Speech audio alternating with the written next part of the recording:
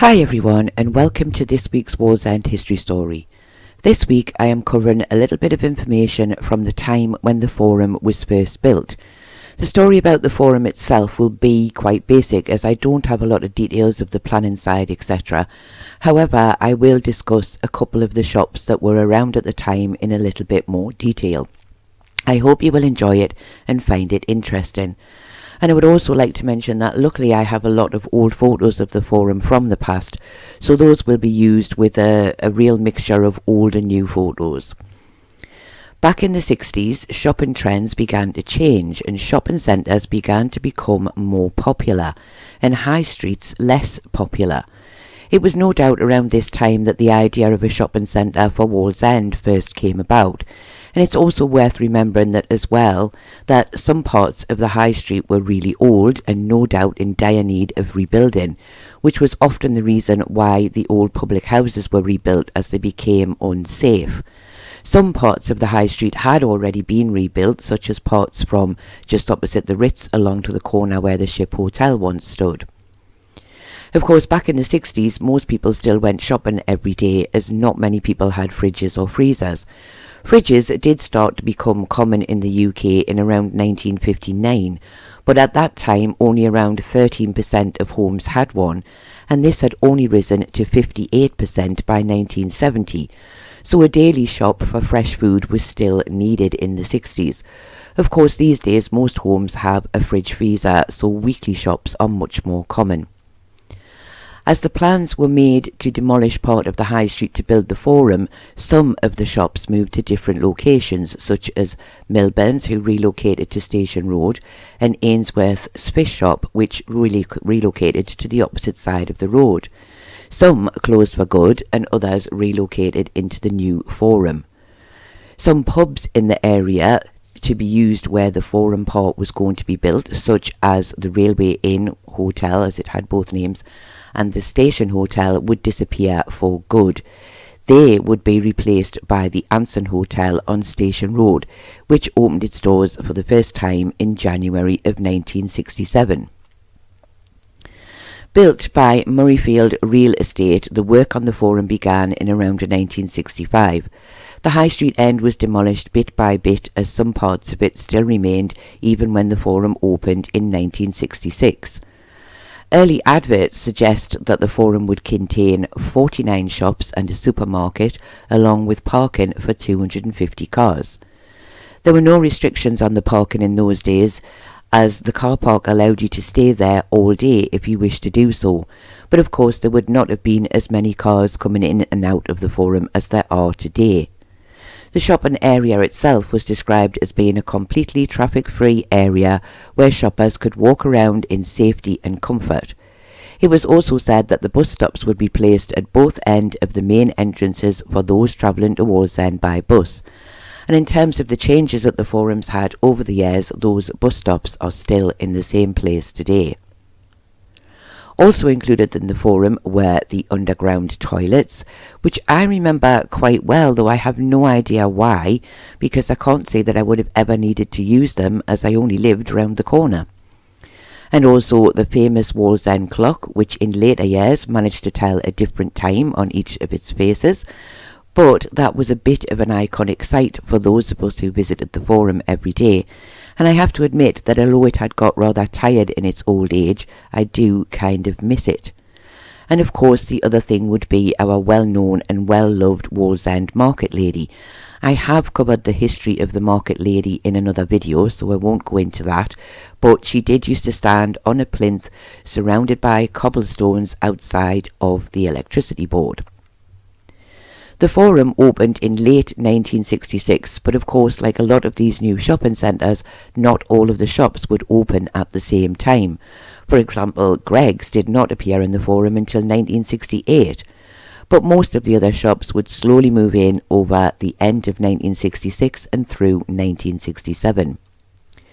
The new supermarket at the time, which was the Hadrian, was the first shop to open in the forum, and the Hadrian was described as being very popular with the housewives of Wallsend, and I'm not sure that they'd get away with that description today. It was said to employ around 75 staff who were taken care of by the manager, Mr. John Bell. Among other things, they would also be selling what was classed as continental food, such as French garlic sausage and beerwurst, which apparently had been inspired by people who were now taking continental holidays and wanting to find similar food back in the UK. The Hadrian also had a cafe known as the Valham Restaurant, where a meal could be bought for as little as 2 shillings and sixpence. However, there were more expensive items on sale, such as steak, which would set you back 10 shillings and sixpence. But I wonder where I can find a steak for that price today. And the meat, it was said, was regionally bred, and the chickens were from Northumberland. And it also mentioned that fresh meat, etc., would be sealed with a transparent skin, which sounds to me like the beginning of the food being packaged in plastic. Many other bargains were mentioned, such as nylons, which is tights to those who are not sure, which would cost 1 shilling, and work jeans, which would cost 12 shillings and sixpence. Because yes, apparently the Hadrian also sold clothes. How many of you remember that? I have to admit that I thought it only ever sold food. And the hairdressing salon, which was also part of the Hadrian, was managed by Mrs. Terry Green and was modern, bright and tastefully decorated, and already booked up until the end of Christmas 1966. The Hadrian was soon followed by 2 more shops. Sadly though, the article does not tell me which other stores had opened, but I do know that next to the Hadrian was Leonard's Shoe Shop and then Carrick's the Bakers. Later, in 1967, the new co-op would open in the Forum. It had been built at the cost of £700,000, so it was not a cheap build in the 60s.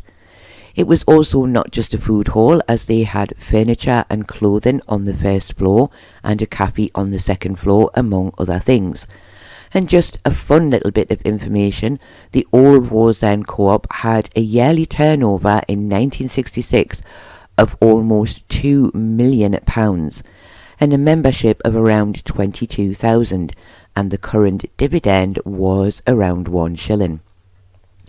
The co-op, when it opened, had a special appearance by the PG Tips Monkeys. I wonder if anyone listening can remember that. I know that I can't, though I would have been old enough, I would have only been a couple of years old at the time to have gone along to the opening, and I maybe even saw them, but can't remember it. Now, I would be a fool if I think that I could remember all of the shops in the Forum. I certainly don't know them all from when it first opened, but I can remember a few.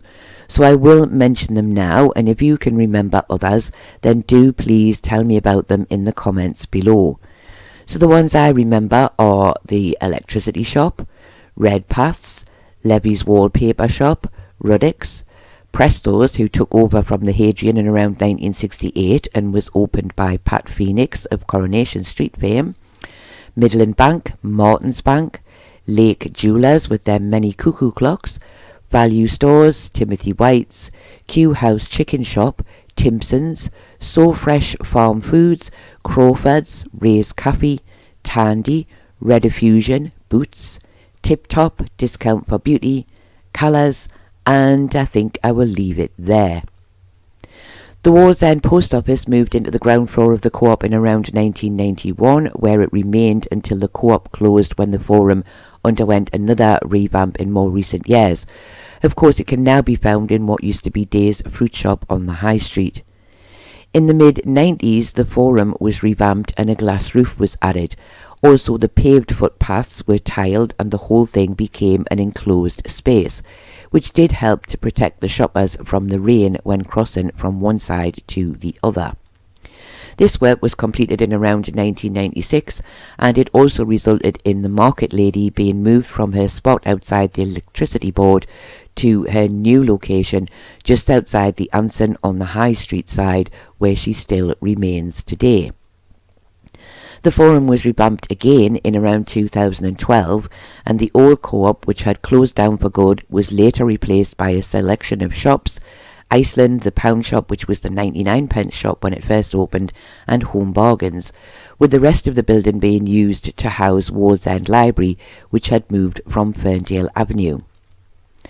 Now, many people say the Forum isn't the same as it used to be, with not as many shops as before, but it never will be the same, as those times have long gone and people's shopping habits have changed, with people shopping more online and in the out-of-town large supermarkets, and that's not just in Wallsend, but it's also all over the UK.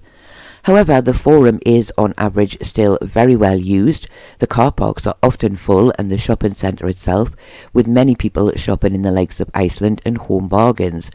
But don't be fooled by my up-to-date photos where the place looks pretty empty, as they were taken on a Sunday when most of the shops were closed, so a lot less people about, which is exactly what I was looking for at the time I took them, when I took them last year. It may never be the good old days, but we are lucky that we still have a shopping centre, unlike some towns where almost every shop is empty and boarded up. And having celebrated its 50th birthday in 2016, let's hope it's still around to celebrate its 100th birthday in 2066, though I doubt very much that I will be around to see that. I do hope that you have found this short little video interesting, and I do thank you all very much for watching, and I do hope to see you all again very soon.